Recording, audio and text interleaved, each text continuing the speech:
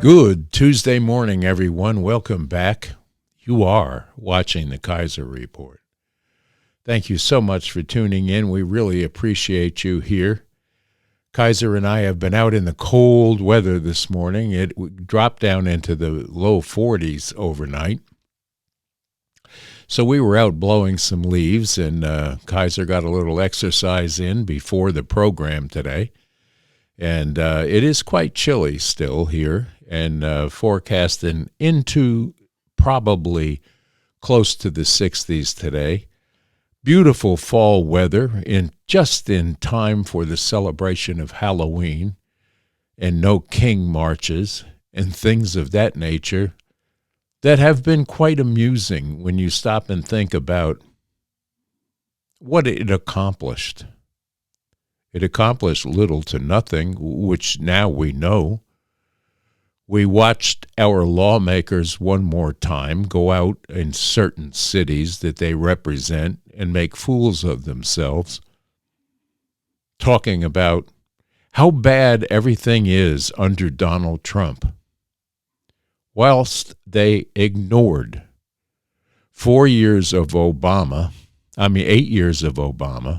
and 4 years of his Vice President Biden, with an idiot for a Vice President Harris, who could not string a coherent paragraph together to give to you while she was anointed to run as president for these United States. The Democratic Party lost that election, as we all are painfully aware of. We could have been right now under the guise of Kamala Harris as president if it had gone the other way. We thank the Lord every day that we dodged that bullet, and we now have a guy in power for the second term that has a sense of humor, that has a sense of accomplishment, that has the power to put together a coherent plan for this country's survival, this country's betterment, and the betterment of a global scale that we never had experienced before. We don't deserve Donald J. Trump. That much they're right about.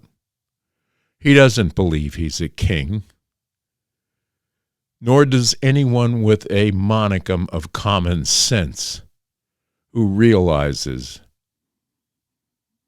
that he's not a king, doesn't want to be a king. What he wants to do is complete his term of service to this country and bring about the promises made that he campaigned on. We can continue to fight against this. We can continue to keep the government shut down. To prove what point? To placate and bow to the lunatic fringe of the Democratic Party that are so wound up in socialism that they cannot understand that they live here under a constitution that was established, and the laws in that constitution need to be taken care of and need to be exercised. They're up in arms over the exercising of just that. The lawlessness in the streets, as evidenced even just this past week in Chicago, while you have a very large governor out there telling you there is no crime in Chicago, They've had the best tourist season ever.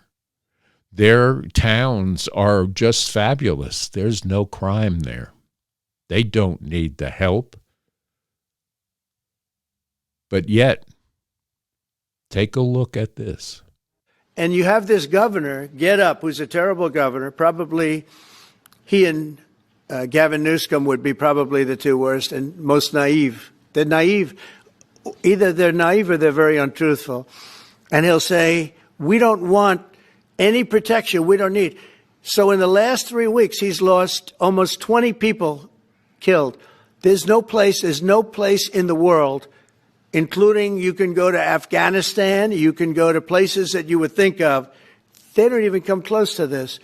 Chicago is a hellhole right now.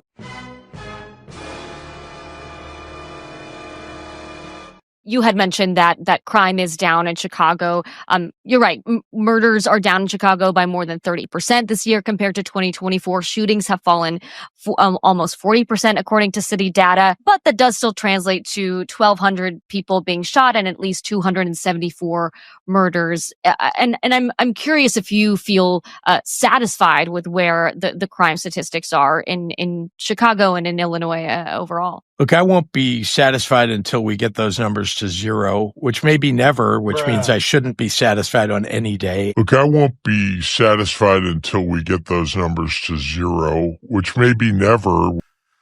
Wow, that is absolutely wild. I can tell you that Chicago, I mean, just to give you an idea, this summer, we had our best tourist season ever in the city of Chicago. We just got named for the 9th year, by the way, #1 best big city in the country by Condé Nast Traveler magazine. Well, Chicago is named America's murder capital for the 13th consecutive year. And Democrat leaders are now being called out for demonizing police and touting a declining crime rate despite the concerns of residents from all across that city. I mean, it's a great city. It's a beautiful city. I know lots of people that probably you know too who have visited this city, and they don't see what Donald Trump is talking about because it's not true.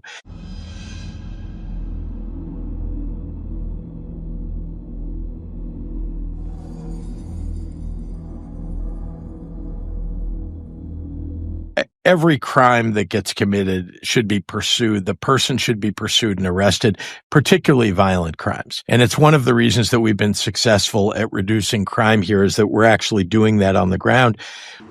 Oh, really? First, a deadly shooting on the city's south side. Police say it happened overnight around 12:40 a.m. here in the 5400 block of South Shields. A 40-year-old woman was getting off what police call a private bus when someone else on that bus pulled out a gun and shot her in the thigh. She died from her injuries. Police have not said if the victim and shooter knew each other. So far, no one has been arrested. Every crime that gets committed should be pursued. The person should be pursued and arrested, particularly violent crimes. And it's one of the reasons that we've been successful at reducing crime here is that we're actually doing that on the ground. What exactly is it that they do? Kick names, take ass. Yeah, that's right.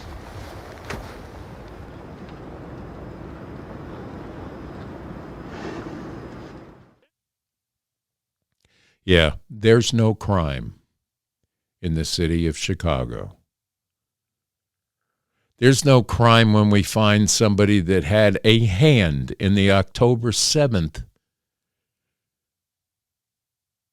terrible raid in Israel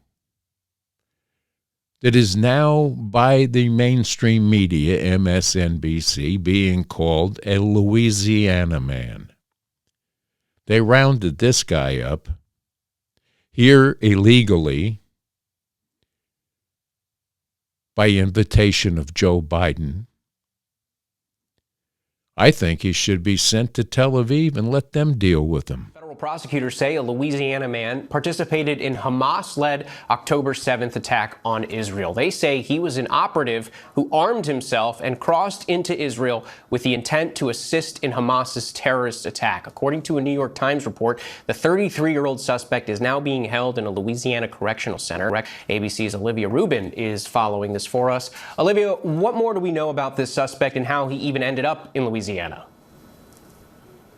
Andrew, these are remarkable allegations being made here in court papers accusing this man who was living in Louisiana, as you said, of helping carry out that Hamas-led attack on October 7th in Israel. Now, specifically, what these documents say is that that individual was part of a paramilitary group in Gaza at the time. So not actually a part of Hamas, but this separate group. And that once Hamas started its attack on October 7th, as we know, in the very, very early morning hours there, that its leader had put out a call, Andrew, essentially telling everyone to take up arms and to join them with their attack. And these charging documents document that is exactly what this individual did. That minutes after that message went out, he told people that he would help. As you said, he started training, picked up weapons, and crossed into Israel to assist. The documents also saying that his cell phone pinged in Israel during that attack. Now, as for your question as to how this individual ended up now in Louisiana,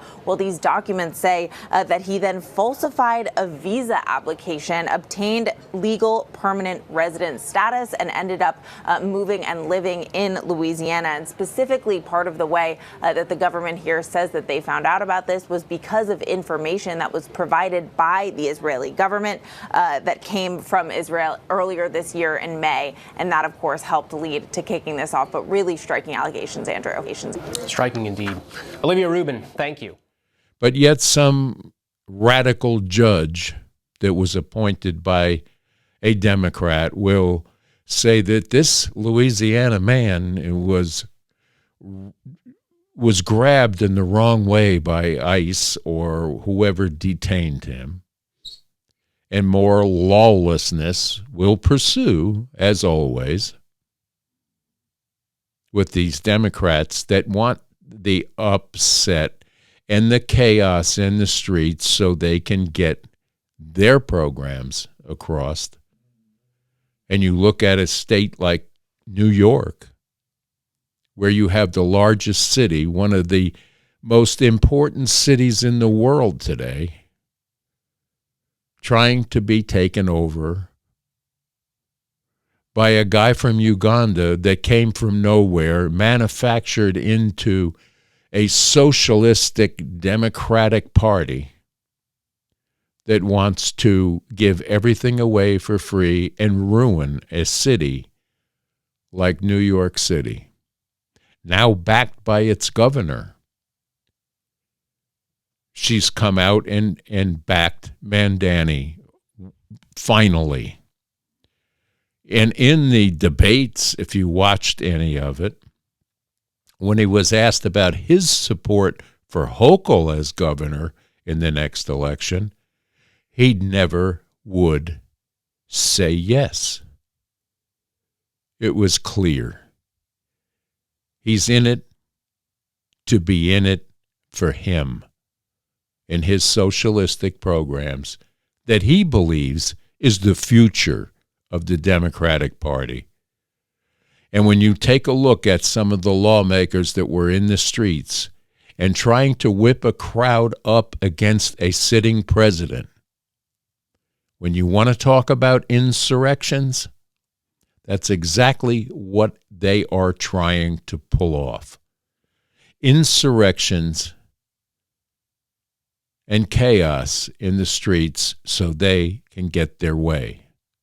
They need to go into their coveted seats in Congress and make the decision to open this government back up and act like adults and cross the aisle and come up with a plan that everyone is happy with. But to keep our military unpaid and our government employees furloughed, to stick a point into a president that they don't like and never got over the loss is ridiculous in this day and age, especially in a country as large and as powerful as the United States of America. There's no excuse for this government to be shut, and there is no excuse for the propaganda arm of the Democratic Party, which is mainstream media, to keep lying to us and telling us that the Republicans refuse to open this government, when we full well know who has closed the government and who has caused this particular avenue of chaos to go down the street of. It's in front of your face. Let's take a look at what's going on in New York City. New York, New York. All right, so we have some breaking news in the New York City mayoral race tonight. Just moments ago, Democratic Socialist Zohran Mamdani gained an important endorsement from New York Governor Kathy Hochul. Hochul announced her endorsement in a newly published New York Times op-ed, writing, quote, "Zohran and I don't see eye to eye on everything, and I don't expect us to. I will always reserve the right to disagree honestly and to argue passionately. But I also believe that New York State and New York City are at their best when we stand together against those who attempt to tear us apart. For all these reasons, I am endorsing Zohran Mamdani in the upcoming election for mayor, and I look forward to working with him to ensure that New York City's best days lie ahead." Mamdani thanked Hochul on X just a few minutes ago, writing, "Thank you, Kathy Hochul. I'm grateful for the governor's support in unifying our party, her resolve in standing up to Trump, and her focus on making New York affordable. I look forward to the great work we will accomplish together. Our movement is only growing stronger." That's nice. I got a bad feeling about this. George Pataki, who is loved by Democrats and Republicans and the greatest mayor in our lifetime. All right. Greatest governor in our I just have one more before Sally starts to ask you about schools. A show of hands. Who supports Kathy Hochul for re-election? It's a decision that should be made after this general election. So no decision. Mr. Cuomo, you handpicked her as your lieutenant governor. No thought? You have to know who's running. Yeah. Okay, so. And I would add that I do think that Kathy Hochul, our governor, has been doing a good job in not only Do you support her for re-election? Not only delivering for New Yorkers, but also standing up to Donald Trump. Just what do you support her for re-election? Then endorse her. I'm focusing on November. Why don't you endorse her? And I appreciate her support and I appreciate her work. But you don't endorse her. You're going to leave me here? Well, I was gonna have you in prison for life, but I kinda like this better. I thought you were a changed man. Oh, come on, I had to say something to get you to take me back to this city. So all of it was a lie? Well, yeah. No, wait. Oh, yeah, it all was a lie. Toodles! That won't be good. That won't be good at all for the state of New York or the city of New York City or any of the attached 5 boroughs of New York City. There is no reason for Cuomo not to drop out. We know what his resume is. We know that Curtis Lewa may not have the experience, but he would be less harmful in either choice that you have sitting there. They can say, well, he'll bring his cats to Gracie Mansion. Well, what is Mamdani going to bring to Gracie Mansion? Maybe rent control? It's almost a travesty when you stop and think about it. The left has lost their minds one more time over a meme that was produced by our president, and we truly do not deserve this man. I don't know who does his memes for him or puts these things together, or even if he just picks up a phone and says to the person that does it, I want to be in a jet plane dropping poop on this No King March in New York City. You have to admit it's one of the funniest things ever. And it's done to troll these people to a point where they do lose their minds. Because the more upset the Democratic side of Schumer, Hakeem Jeffries, Elizabeth Warren, Booker, Raskin, and these people get, the dumber they look to the American public. If you cannot take a sombrero meme or a meme such as this one with the fighter jet, then you don't belong sitting in a government seat of power. You need to have a sense of humor when it comes to these things. And our president, albeit a little on the different side, has a great sense of humor. You would have to have a great sense of humor to survive not only being shot at with the intent of killing him, but all of the lawfare that they put him through, and now the other side is getting a taste of it and screaming lawfare. When the Republicans said it's lawfare, oh, don't say that, that's not true. But now that they have a taste of it, Comey and the like, they can't handle it. They don't have a sense of humor. Donald J. Trump had a sense of humor to allow him to get through the travesty that they put him through and still managed to go out last November in a landslide, no matter what Kamala Harris has to say about it, and won a popular vote election. Hands down. And you would be hard-pressed to convince me at all that he really didn't win in 2020. We know a little bit of what happened there. We see what they're trying to pull off now. It's deception, folks. It's the Democratic deception that is incredibly obvious and transparent right now of what may have happened and will happen in the near future with the midterms and on into 28. It is something to behold that he can still, this president, function under a shutdown government and do and accomplish the things that he has accomplished with no accolades from anyone sitting in that government right now, other than a no kings march. When there is no kings, there's no one that wants to be king, and we live under the Constitution that was established by the Founding Fathers and bent and made malleable by the Democratic Party for their own wants and needs. Not that the Republicans are innocent in any of this. They have done their best to malleate and push the lines and envelopes of the law from time to time, and we know that. All of these presidents have done similar things to what they are upset about today that Donald Trump is doing. My sincere wish is that they come to their senses and open this government back up and negotiate and debate this COVID-era spending that they want to shove back into the government. $1.5 trillion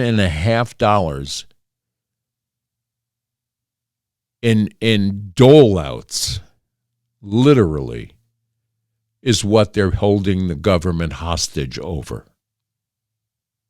Schumer is finished.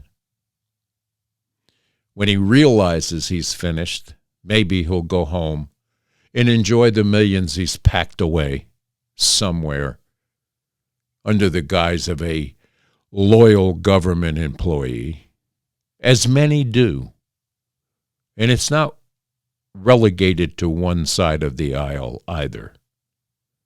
There are two sides to every story. There's two sides to this government that all have the ability to enrich themselves while fooling the voters to put them there to do the job that we expected them to do. Sitting in a seat of power and exercising bad behavior for 40 and 50 years at a clip is not how it was meant to be. Nancy is so far out of touch with reality, as are most of our government or our lawmakers that don't even know the price of a prescription drug, a carton of milk, and most wouldn't know how much a movie theater ticket costs. These are facts, and they're not aware that we're waking up and we now know what they don't know, which is we're tired of being held hostage by our elected officials that we put there to do the work of we the people, and they have failed. Our education system has failed. Everything that the government took charge of over the years has been found extremely wanting. I think this government and all of the government employees need to be privatized so this doesn't happen again. The worst thing you can have happen is the government helping you out, because they don't. They help themselves. And we need to wake up and realize that career politicians, they have gone the way of the dinosaur. We can't put them in power any longer. Bring in people that have been accomplished, have made something of themselves, and are willing to help a wonderful country like the USA shine brighter than any star across the world stage.